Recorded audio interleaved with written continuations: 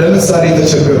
በጣም እኮ ሁለት የሚዋደዱ የፍቅር ወዳጆች አብረው ያሳለፉትን አንሶላ መጋፈፍ ሲቀር የነበራቸውን ትዝታ የምታስታውሱት ነው። አንዳንድ የአማርኛ ድራሞች ምናምን ታዩ ከሆነ እና በትዝታ ይታረቃሉ። አንዳንድ ሰዎች ያስታውሱና ያኔ የነበራቸውን ነገር አስታውሰው እንደገና ግንኙነታቸውን ሲያድሱ ታያላችሁ። ሙቪዎች ላይ ታያላችሁ። ትዝታ በጣም ጥሩ ነገር ነው። ያስታውሳል ዘማሪው። የመላእክት እንጀራ እኮ ነው የበላነው። አሁን ግን እንባ እየበላን ነው። የእንባ እንጀራ እየበላን ምን እያለ ነው ታዲያ? ምግብ ስንበላ እንባችን እንደ ሕፃን ልጅ እየተንጠባጠበ አብሮ ወደ ጉሮሯችን እየገባ ነው እያለ አይገርማችሁም? ቀጥሎ እንዲህ ይላል፣ ስፍር የሞላ እንባ አጠጣኋቸው። ይህስ በምድረ በዳ ከአንድ አለት ተሰንጥቆ ከ2 ሚሊዮን በላይ ሰው እየቀዳ የተጎነጨውን ያንን ውሃ ያስታውሳል። ያንን ውሃ እያስታወሰ ያኔ ምድረ በዳ ላይ ከአለት ውሃ እኮ ነው የጠጣ ነው። አሁንማ እንባ ነው እየጠጣን ያለ ነው። ጌታ ሆይ እና እነዚህ ሰዎች እግዚአብሔርን በትዝታ እየወሰወሱት ነው፣ እየቀሰቀሱት ነው። ንስሐ እንደዚህ ነው፣ መልሰን ወደዚያ እያሉ እግዚአብሔር ይመልሰን። አሜን። አንዳንዶቻችን እንደዚህ ነን፣ እየናፈቀን ነው። አንዳንዶቻችን ድሮ ከጌታ ጋር የነበረን ነገር፣ ትናንት ከጌታ ጋር የነበረን ነገር፣ ትናንት ከቃሉ ጋር የነበረን ነገር፣ ትናንት ከጸሎት ጋር የነበረን ነገር፣ ትናንት ፌሎሺፕ ሲባል የነበረን ነገር ዛሬ ግን የሌለ እግዚአብሔር ይመልሳል። እና ዘማሪው ከሚያነሳው ይህን ነው። ወዳጆቼ ንስሐ መግባት ማለት ወይም መመለስ ማለት እግዚአብሔር ያለንበትን ሁኔታ እንዲለውጥ ብቻ ሳይሆን መጠየቅ ብቻ ሳይሆን እንዲለውጠንም መጠየቅ። ስለዚህ ንስሐ ስንገባ ጌታ ሆይ ይሄንን ጉዳይ እንትን አድርጌያለሁ በቃ ይሄንን ጌታ ሆይ ብለን ማለት ብቻ አይደለም፣ እኔንም ለውጠኝ ማለት ነው። ከንስሐ ቀና ስትሉ የተለወጠ ልብ መያዝ አለብን። የተለወጠ አእምሮ፣ የተለወጠ አቋም። ወዳጆቼ ንስሐ በቀጥታ እግዚአብሔር ካለንበት ነገር እንዲያወጣን ብቻ አይደለም፣ እኛን እንዲለውጠን ስለ እግዚአብሔር ያለን አንደርስታንዲንግ ጨምሮ መነሳት አለብን። ይውላችሁ ከሆነ እግዚአብሔር ከማይከብርበት ጎዳና ስትመለሱ አስተሳሰብ፣ ድርጊት፣ እንደገና ልምምዶቻችን ከነዚህ ሁሉ ከእግዚአብሔር ከሄድንበት ከነዚህ ነገሮች ስንመለስ ወይም አቅጣጫ ስንቀይር ለእግዚአብሔር ያለን መረዳት ማደግ አለበት። ይውላችሁ ከመውደቃችሁ በፊትና ወድቃችሁ ከተነሳችሁ በኋላ ስለ እግዚአብሔር ያላችሁ መረዳት ካልጨመረ ካላደገ ንስሐ አልገባችሁ። ማደግ አለበት። ወደ ኃጢአት ስትገቡ ስለ እግዚአብሔር ካላችሁ መረዳት ከኃጢአት ስትመለሱ አድጎ መምጣት አለበት። እግዚአብሔር እኮ እንዲህ ነው ማለት ለእግዚአብሔር ያላችሁ መረዳት ከፍ ማለት አለበት። ዘማሪው በዚህ መልኩ ነው የሚያነሳው። ዘማሪው እፎይታ ለማግኘት አይደለም ንስሐ የሚገባው። በቃ ፊትን መልስልን፣ ፊትን አብራልን የሚል ቃል ታነባላችሁ። ይሄ ፊትን አብራልን ማለት እግዚአብሔር ያው በእርግጥ ከፀሐይ እጥፍ የሚያበራ ነው፣ 7 እጥፍ። ስለዛ ብርሃን አይደለም የሚናገረው። የዕብራይስጡ ቃል እግዚአብሔር ግንባሩ ተሸብሽቧል ነው። እንግዲህ በሰውኛ ዘይቤ ነው የምነግራችሁ። እግዚአብሔር ኮስተር ብሎባቸዋል። እግዚአብሔር ተቆጥቶባቸዋል።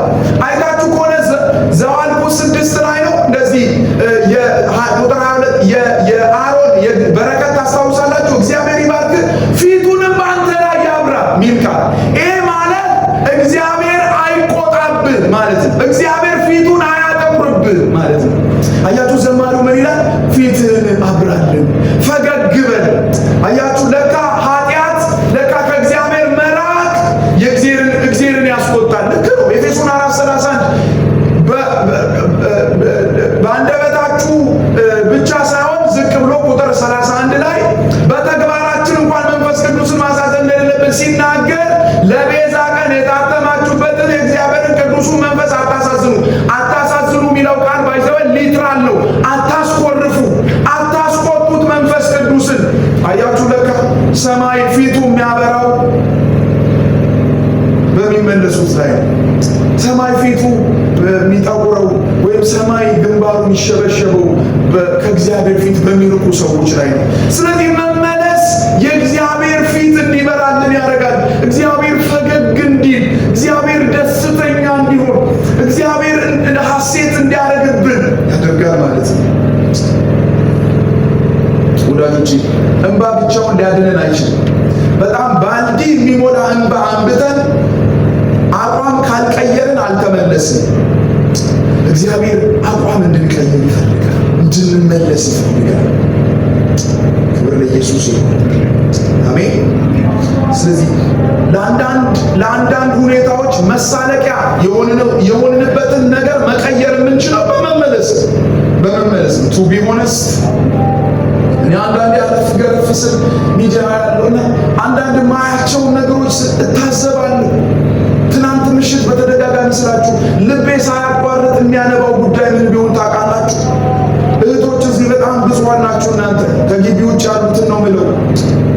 መዝሙር አስደግፈው ኢጓቸውን የሚገልጡ ሰዎች ያሉበት ዘመን ገላቸውን እየገለጡ ግን በመዝሙር አባሪ አድርገው ካሜራ ፊት የሚቆሙ ብዙ ናቸው። መሳለቂያ ሆነናል። መመለስ አለብን ከአንዳንድ ነገሮች። እናንተ የመመለስ ምክንያት መሆን አለባችሁ። እና ያለን አንዳንድ ሰዎች ጋር እንዲህ አይነት የህይወት ልምምድ ማለት ነው። እግዚአብሔር ይመልሳል። እስኪ አሜን በሉ አላችሁ። ጌታ ይባረክ። ትምህርት ስለሆነ እንደዚህ ነው የምንቀጥለው። በጣም መሬት እያወረድን የመጨረሻውን ክፍል እናይና ልናቋርጥ ከቁጥር 8 እስከ 19 ያለው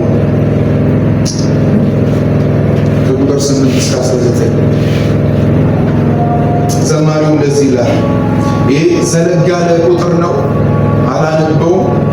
እናንተ እያነበባችሁ አድምጡ። ዘማሪው ከቁጥር 8 እስከ 19 ባለው ክፍል ውስጥ የተበላሸውን ወይን እና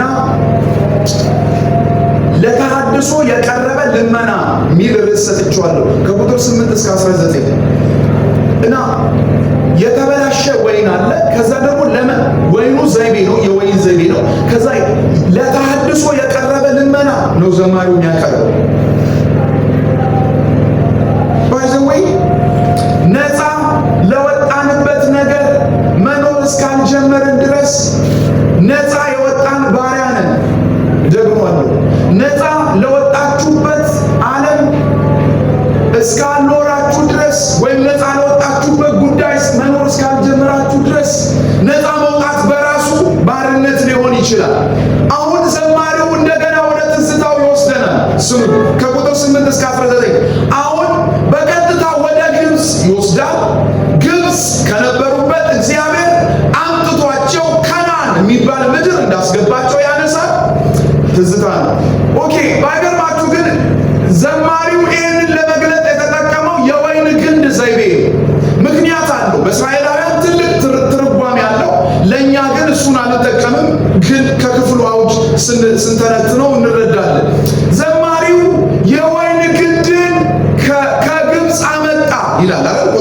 ቁጥር 8 ላይ የሚጀምረው ይሄን ከግብፅ የወይን ግንድ አመጣ ይላል። ኦኬ። የሚናገረው በዘይቤ ነው፣ ግን እስራኤልን ነው። ኦኬ። ቀጥሎ እንደዚህ ይላል፣ አሕዛብን አባረ እርሷን ተከላት። እንደምታውቁት ከነዓን ውስጥ 31 ነገሥታት ነበሩ። እግዚአብሔር ጠላቶቻቸውን ከከነዓን መንጥሮ አውጥቶ ለእስራኤል ያንን ምድር የሰጣቸው። ያ ምድር ደግሞ የምታስታውሱ ከሆነ ለአብርሃም ለዘር ይሄን ምድር እሰጣለሁ ብሎታል። ለይስሐቅ ለአብርሃም ዘፍጥረት 15 ላይ፣ እንደገና ለይስሐቅ ዘፍጥረት ምዕራፍ 26 ላይ፣ ለያዕቆብ እንደገና ዘፍጥረት ምዕራፍ 28 ላይ ቁጥር 32 ላይ ነግሮታል። እግዚአብሔር ያንን ተስፋ የሰጣቸውን ምድር ነው ያስገባቸው። ባይዘ ከግብፅ እንደወጡ ገላጣ መሬት ማለት ነው። እግዚአብሔር ዝም ብሎ የሆነ ሰፈር ማከማቸት ይችላል፣ ግን ወደ ነገራቸው ወደ ቃል ኪዳን ምድር ነው ያስገባቸው። ያንን ያስታውሳል ዘማሪው። ከዛ ጠላቶችን አባሮ እግዚአብሔር እዛ ተክሏቸዋል አሕዛብን ይላል። ከዛ መሬቱን መነጠርህለት ይላል። እሺ እንግዲህ የሚያወራው በወይን ግንድ ዘይቤ ነው። ግን ሰዎችን ከከናን ምድር አስወጥቶ እስራኤልን እዛ እንደተከላት እንዳኖራት እናውቃለን። ከዛ እንደዚህ ላይ ቁጥር 10 ተራሮች በጥላዋ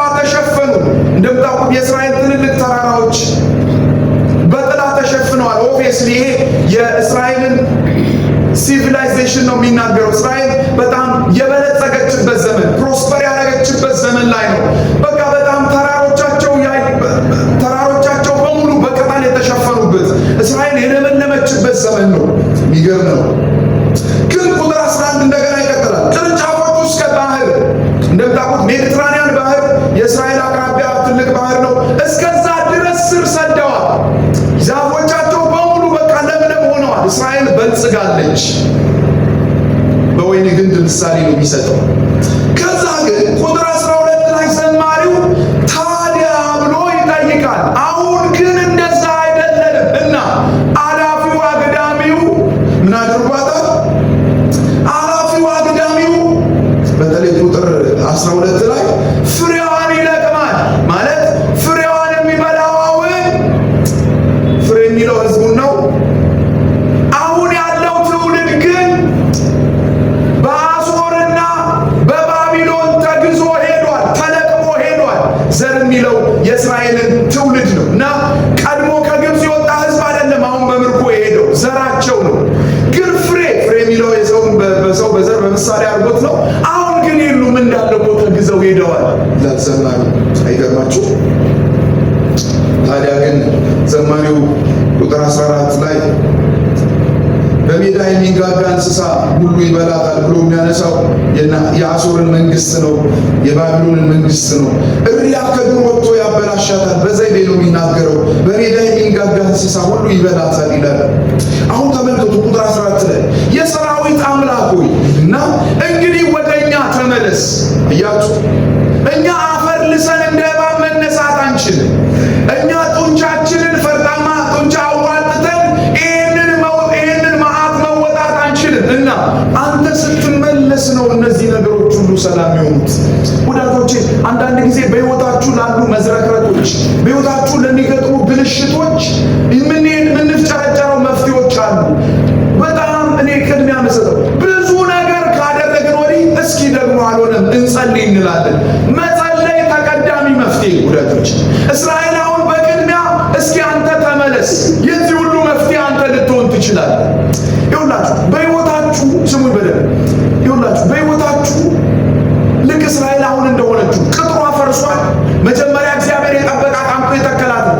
ቅጥሯ የፈረሰው እግዚአብሔር አሳልፎ ሰጥቷቸው ነው። ቅጥሩን አንስቶ ነው።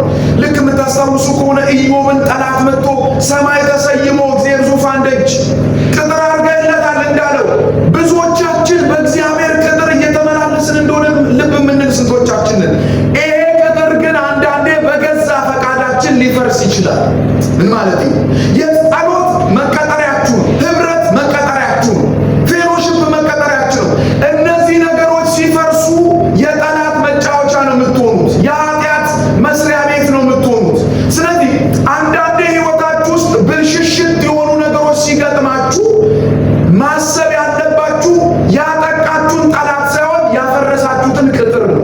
ምኑን አፍርሼ ይሁኑ እንደዚህ መሆኑ የቱ ጋር ይሁን ስተቴ ብላችሁ ወደ ንስሐ ነው መቅደም ያለባችሁ እና ትልልቅ ግሳጼዎች አይደለም እንዲህ አይነት ነገሮቻችሁ የሚያስተካክሉ፣ በኢየሱስ ስም የሚሉ ጩኸቶች አይደሉም። መመለስ ነው የሚያስተካክሉ። መመለስ የቱን ነገር ነው ያበላሸውት? ለእስራኤል አሁን የሚበጃት እሱ ነው። ከሄደችበት እንድትመጣ ነው እግዚአብሔር እየጠራት ያለው ማለት ነው። አሜን ነው ወይ? ጌታ ይባረክ። አሜን። ስለዚህ ዘማሪው አንድ ጸሎት ይጸልያል። በቃ መፍትሄ እዚህ የለም። አሁን ወደ ሰማይ ሽቅብ እያየ ነው። ምን ይላል? ለራስ ባበረታው የሰው ልጅ ቅዱስ አውግስጢኖስና ሪፎርመሩ ማርቲን ሉተር ይህንን ቃል ሲተረጉሙት የሚመጣውን መሲህ ከ1000 ዓመት በኋላ የሚመጣውን መሲህ ለማሳየት ነው ይላሉ። በቃ ባበረታው የሰው እጅ ላይ እሺ፣ በቀኝ እጅ ሰው ላይ እጅ ትሁን። አያችሁ፣ ያንተ መመለስ ነው የሚያስተካክለው። ግን መመለሱ የሚሆነው በዚህ በኩል ነው። በማ ለአንተ ባጸናው በቀኝ እጅ ሰው ላይ እጅ ትሁን። ያ እግዚአብሔር ያቀና ወይም የቀኝ እጁ ሰው የተባለው ኢየሱስ ነው የሚመጣው መሲህ። በሱ በኩል መልሰን ነው ማለት ነው። የዘማሩ ጸሎት ፕሮፌቲካል ነው ማለት ነው። ወይም መሲሃኒክ የሆነ የመመለስ ጩኸት ነው ዘማሩ የሚያስደምጠን። ከዛ እንዲህ አይደል ከእንግዲህ አንተን ትተን ወደ ኋላ አንመለስም። መመለስ ማለት ከእግዚአብሔር ከሚያርቃችሁ ነገር መመለስ ማለት ነው። ስለዚህ ከዚህ ወዲህ ከአንተ ርቀን አንመለስም፣ ከአንተ ወደ ኋላ አንመለስም። ዘማሪው በድምድማት ነው የሚቋጨው። በቃ መልሰን ብቻ ብሎ አይደለም። እሺ በዚህ አሁን ባጸናው በቀኝ እጅ ልጅ ስትመልሰን አለ። እሺ ከዛ ወዲህ ወደ ኋላ አንመለስም። በቃ እንቀራለን አንተው ጋር፣ ወደ ሌላ አንሄድም። በሱ ከመለስከን ወደ ኋላ አንመለስም ብሎ ዘማሪው መዝሙሩን ይቋጫል። እንግዲህ ይህ የወይን ግንድ ምሳሌ የሚመጣው መሲህ የኢየሱስ ጥላ ነው ብያችኋለሁ። ዮሐንስ ወንጌል ምዕራፍ 15 አንብበን ልጨርስ። አይዞች በርታ በሉ። ዮሐንስ ወንጌል ምዕራፍ 15 በጣም ብዙ ያነበብነው ቃል በእርግጥ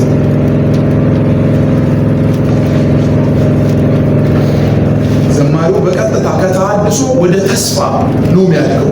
ማለት መልሰን የሚል ሰው እንዲሆነናል የሚል ሰው አንመለስም የሚል ድፍረት ውስጥ የከተተው ምንድን ነው?